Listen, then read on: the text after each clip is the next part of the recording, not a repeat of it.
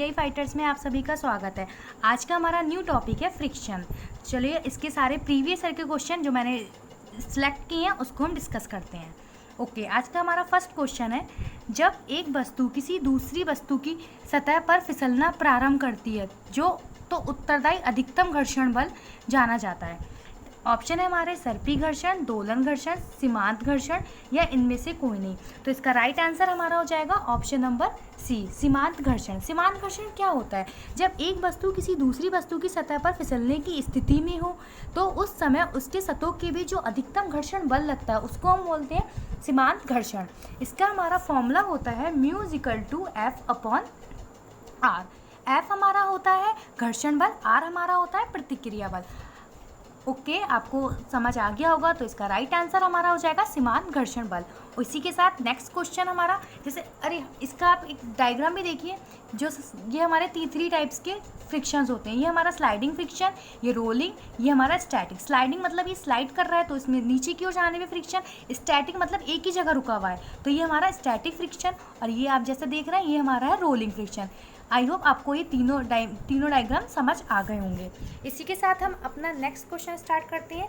घर्षण गुणांक निर्भर करता है। घर्षण गुणांक किस पर निर्भर करता है? केवल संपर्क सतह, केवल संपर्क क्षेत्रफल, केवल पृष्ठ सतह की प्रकृति, इनमें से कोई नहीं, या ए और बी दोनों।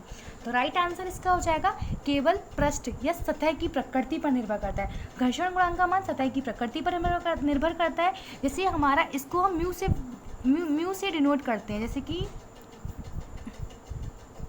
म्यू की वैल्यू जो होती है, म्यू का मान 0 और 1 के बीच होता है। लेकिन कोई भी हमारी अगर नीचे हमारी जो उसकी सरफेस एरिया है, अगर उसमें कोई भी फ्रिक्शन नहीं है, मतलब वो एकदम फ्री, मतलब एकदम चिकना तल है, बिल्कुल ही चिकना तल है, तो उसमें हमारा कोई भी घर्षण काम नहीं करता और इसमें हमारी म्यू की वैल्यू हो जाती है 0।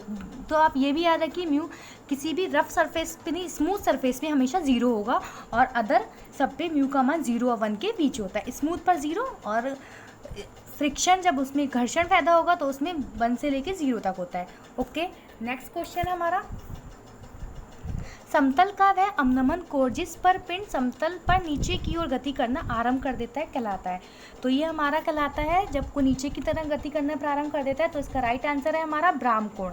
अब ब्राह्म कोण क्या होता है? समतल का वह अवनमन कोण जिस पर पिंड समतल पर एंगल की ओर गति आरंभ कर देता है, ब्राह्म कोण कहलाता है। ब्राह्म कोण हमारा होता है एंगल ऑफ रिपोज कहलाता है। इसको हम थीटा से भी प्रदर्शित करते हैं। इसी के साथ मैं आपको बताऊंगी कि घर्षण कोण क्या होता है। घर्षण कोण होता है जो कण अभिलंब प्रतिक्रिया तथा परिणामी प्रतिक्रिया के बीच बनता है, वह घर्षण कोण कहलाता है।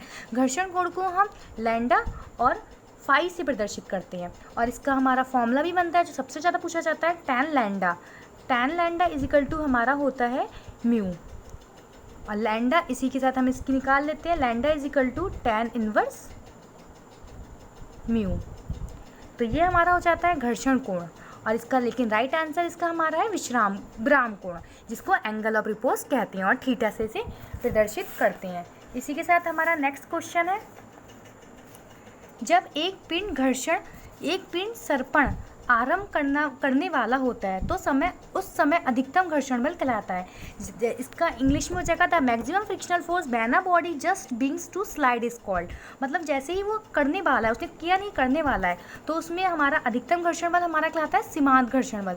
इसका right answer option number D हो जाता है। सीमांत घर्षण बल ये होता है हमारा लिमिटिंग फ्रिक्शन। इसका लिमिटिंग फ्रिक्शन होता क्या है? जब पिंड गति आरंभ करने वाला ही होता है तो उस समय अधिकतम घर्षण बल को चरम घर्षण बल या सीमांत घर्षण बल कहते हैं। इसके कुछ नोट पॉइंट है, जैसे कि मैं आपको बताती हूँ, जब एक पिंड स्थिर अवस्था में होता है तो हम उसको स्थैतिक घर्षण बल, जो मैंने अभी डायग्राम दिखाया था स्टैटिक मतलब वो रुका हुआ है तो उसमें स्टैटिक घर्षण बल होगा। इसी के साथ जब पिंड गतिमान होता था, पिंड की गति घर्षण बल जब वो मूव कर रहा हो, मतलब वो चल रहा हो, तो उस समय वो गति घर्षण बल कहलाता है। स्थैतिक रुका हुआ, गति मतलब चलता हुआ, इसके नाम से भी सबको डिफाइन हो रहा है। ओके, तो इसका राइट आंसर हमारा हो जाएगा लिमिटिंग फ्रिक्शन मतलब सीमांत घर्षण। ओके, नेक्स्ट क्वेश्चन, जब एक भारी सिलेंडर किसी सतह पर रोल करने के लिए आसान होता है, एक भारी सिलेंडर किसी सतह पर रोल करने के लिए आसान होता है क्योंकि ऐसा क्यों होता है कि हम किसी को अगर स्लैब अपने एक नॉर्मल एग्जाम्पल लीजिए, हम अपने घर में जो हमारा सिलेंडर होता है उसको हम रोल करके ले जाते हैं तो वो जल्दी से चलने लगता है, लेकिन अदर देन हम उसको ऐसे करके फोर्स लगाएंगे तो उसमें हमें ज़्यादा हमें एनर्जी स्ट्रेंथ चाहिए। तो हमारा क्या होता है, एक भारी सिलेंडर किसी सतह पर रोल करने के लिए आसान होता है, क्योंकि रोलिंग घर्षण जो होता है शुद्ध गति घर्षण से बहुत कम होता है। अब हमारा रोलिंग घर्षण और शुद्ध गति घर्षण मतलब स्लाइडिंग, रोलिंग घर्षण शुद्ध गति घर्षण से बहुत कम होता है। मैं आपको इसके बताती हूँ रोलिंग घर्षण क्या होता है। रोलिंग घर्षण हमारा ये देखिए, ये हमारा है रोलिंग घर्षण। रोलिंग घर्षण होता है जब कोई पिंड किसी सतह पर लुठन या रोलिंग करता है तो संबंधित घर्षण को लुठन घर्षण या रोलिंग फ्रिक्शन कहते हैं। जैसे आप देखिए ये हमारा रोल कर रहा है, ये क्या हो जाएगा हमारा रोलिंग घर्षण। इसी के साथ हमारा स्लाइडिंग घर्षण भी होता है, जैसे स्लाइड कोई चीज़ करती है, ये देखिए सिलेंडर को हम ऐसे नहीं ले जा सकते, सिलेंडर को हम रोल करके ले जाते हैं, इसलिए वो हमारा रोलिंग घर्षण शुद्ध गति घर्षण से बहुत कम हो जाता है, इसलिए वो हमें ले जाने में अच्छा होता है, ले जाना आसान रहता है। ये हमारा है स्लाइडिंग घर्षण। स्लाइडिंग घर्षण होता है कि जब कोई पिंड किसी सतह पर फिसलता है या संबंधित घर्षण, तो इस संबंधित घर्षण को हम क्या बोलते हैं, सर्पी घर्षण। ये देखिए इसको स्लाइड करता हुआ ले जा रहा है, रोल नहीं कर रहा। किसी कोई बक्से को हम खींचेंगे तो उसमें ज़्यादा फोर्स की ज़रूरत पड़ती है, इसलिए हमें रोल करने में ज़्यादा आसान रहता है। ओके, आइए अब आपको रोलिंग फ्रिक्शन और स्लाइडिंग फ्रिक्शन दोनों समझ आ गए होंगे। इसी के साथ हम आगे बढ़ते हैं। अधिकतम उत्पन्न घर्षण बल को क्या कहते हैं जब कोई पिंड दूसरे पिंड की सतह पर फिसलने को तैयार होता है? तो वह अधिकतम घर्षण बल सीमांत घर्षण बल होता है जब कोई पिंड किसी दूसरे पिंड पर फिसलने के लिए तैयार होता है। तो इसका राइट आंसर हमारा हो जाएगा ऑप्शन नंबर सी।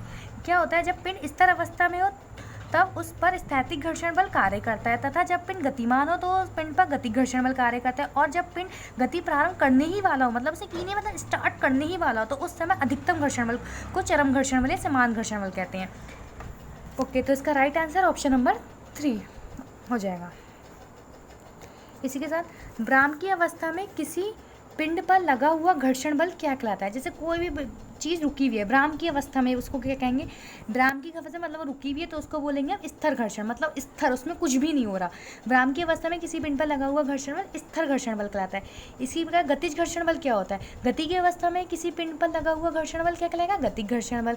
सीमांत घर्षण हमारा होता है जब पिंड गति प्रारंभ करने ही वाला हो, उस समय अधिक घर्षण बल को क्या बोलेंगे? चरम घर्षण बल या सीमांत घर्षण बल। और एक होता है हमारा घर्षण गुणांक कोफिशिएंट ऑफ फ्रिक्शन। सीमांत घर्षण बल F और लंब प्रतिक्रिया R के अनुपात को हम बोलते हैं घर्षण गुणांक। इसका फॉर्मूला होता है F = अभी आगे बताया था μ/R। ये इसका फॉर्मूला होता है, और म्यू होता है हमारा कोफिशिएंट ऑफ फ्रिक्शन, मतलब घर्षण गुणांक। आई होप आपको ये तीनों ही पता चल गए होंगे, और इसका राइट आंसर हमारा हो जाएगा ऑप्शन नंबर 1, स्थिर घर्षण मतलब स्टैटिक फ्रिक्शन। ओके, इसी के साथ नेक्स्ट क्वेश्चन है हमारा, गतिज घर्षण स्थैतिक घर्षण की तुलना में होता है। तो हमारा जो गतिज घर्षण होता है स्थैतिक घर्षण की तुलना में कम होता है। गतिज घर्षण स्थैतिक घर्षण की तुलना में कम होता है। अब आप खुद सोचिए, एक कॉमन वेव से सोचिए, मतलब कोई भी हमारी चीज़ रुकी हुई है और एक हमारी चीज़ गति करिए, तो घर्षण सबसे ज़्यादा किस में होगा, रुकी अवस्था में या गति घर्षण में? तो हम सीधे बोल सकते हैं कि हमारा जो F स्टैटिक होता है, F स्टैटिक हमारा जो होता है F डायनामिक के बराबर होता है, F डायनामिक से ज़्यादा होता है। ओके, जब कोई वस्तु गतिशील नहीं है उस समय उस पर स्थैतिक घर्षण बल कार्य करता है, उस समय अधिक घर्षण बल कार्य करता है, परंतु जब वस्तु गतिशील हो जाती है उस समय घर्षण बल कम हो जाता है। मतलब वो गति करने लगा, वो मूव कर रहा है, तो उसमें क्या होगा, फ्रिक्शन थोड़ा कम हो जाएगा। और कोई भी चीज़ एक जगह रुकी रहेगी, उसमें जो उसका कॉन्टैक्ट जो होगा वो किसी भी चीज़ से ज़्यादा देर तक रखा रहेगा, और वो जब कॉन्टैक्ट ज़्यादा देर तक रखा रहेगा तो उसको हम बोलेंगे स्थैतिक घर्षण बल। ओके, तो इसका राइट आंसर हमारा हो जाएगा कि गतिज घर्षण स्थैतिक घर्षण की तुलना में कम होता है। Okay, next question. ओके, तो आज के लिए इतना ही। Okay, thank you, thanks for watching.